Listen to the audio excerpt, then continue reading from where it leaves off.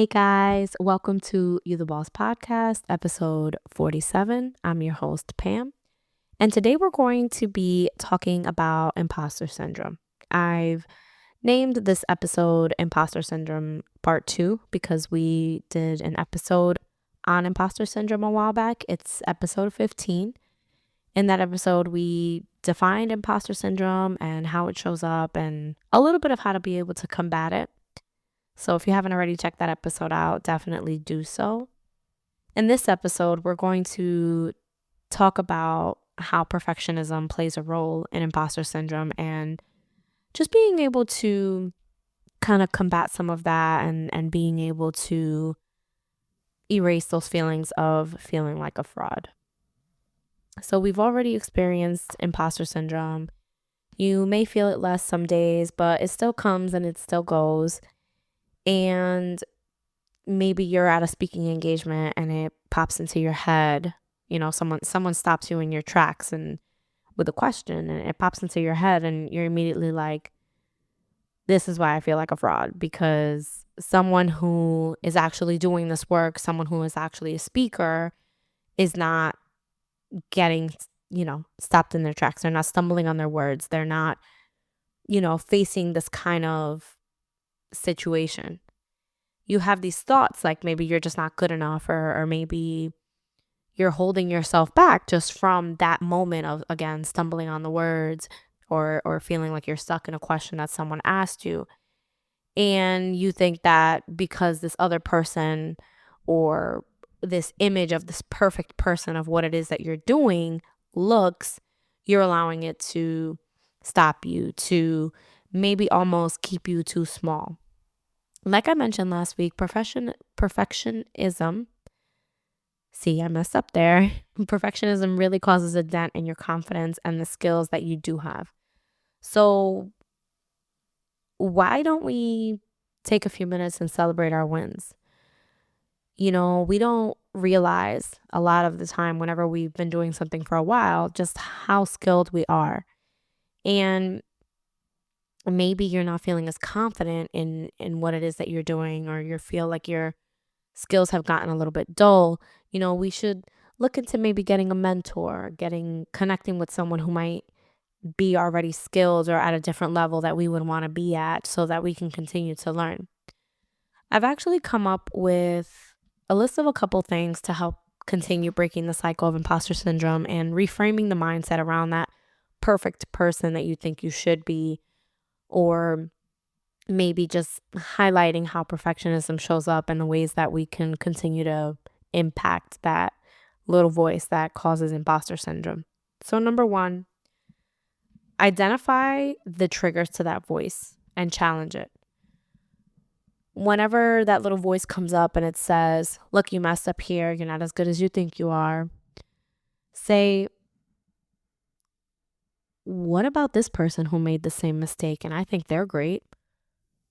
Or you messed up, and instead of saying, oh goodness, I messed up, I'm not good enough, say, you know what, you learn through experience. Experience means I'm doing something. Mistakes means I'm doing something. Challenge that voice. Remind yourself that you're doing your best and that you're great at it. Number two, when someone compliments you, take the compliment. When someone acknowledges you for doing something great, maybe someone went to an event that you were hosting, maybe someone heard a song that you put out, or someone read an article because you're writing and they read this article that you put out and they complimented you, say thank you and be genuine in your thanks.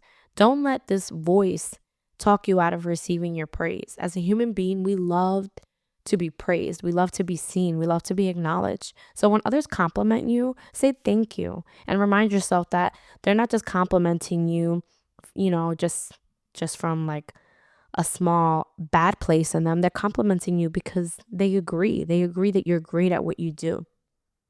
Number three, connect with people that are ahead of you from where you want to be.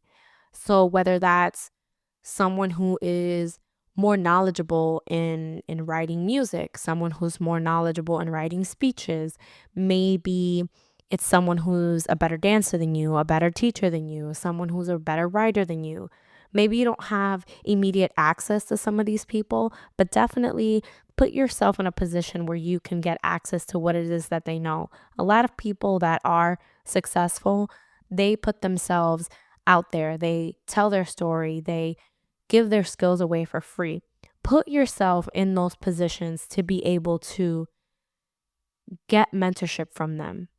You want to do that because at some point or another, they're going to express how they got through different hard times. They're going to say, hey, this happened to me and I was able to overcome it like this.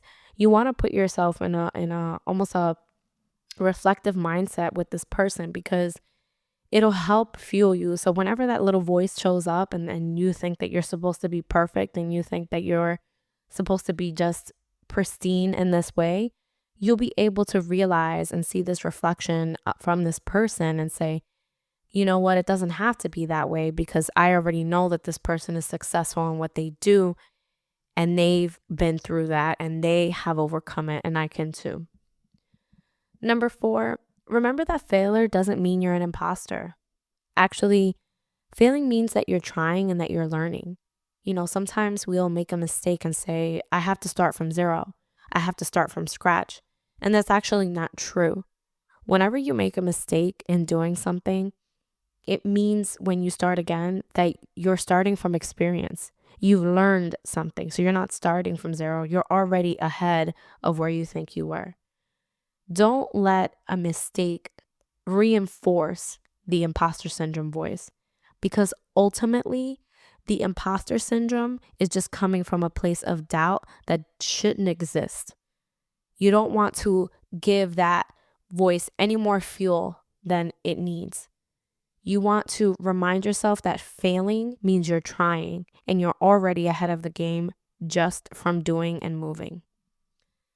Number 5, celebrate your wins. I know I said this previously, but you want to make sure that you acknowledge when you do something great.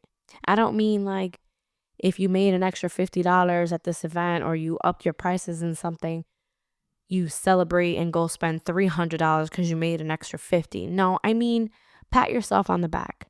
Say, you know what, you did great today. You know what, you did your best today. Acknowledge your wins. Celebrate them. Water them as if they're a seed, as if they're a plant, as if someone gave you flowers and you put them in your kitchen. And every morning you see them and you notice that every time you water them, they just grow more. More seeds start to grow. And if you don't water them as much, then maybe you don't have as many flowers. Maybe they start to dwindle down. So water your wins. Celebrate your wins. They are the color of life. It fuels the tanks and what it is that we need to do.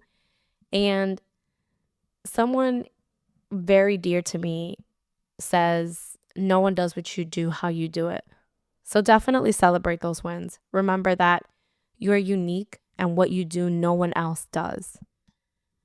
In closing, please remember that everything that is alive, every being, every person, every, I'll say critter, seed, plant, whatever, is constantly evolving. And as things evolve, they go through periods of shedding and changing. And sometimes that comes with maybe feeling like you're not who you're supposed to be. You're not exempt from this. Embrace that evolving is a part of the growth, that it is to transform you into something new, like a butterfly. Repeat to yourself whenever that imposter voice creeps in, I'm just evolving. This is just for my evolution. I am just evolving. I am just evolving. Thank you for listening. Come back again next week for another episode of You the Boss podcast.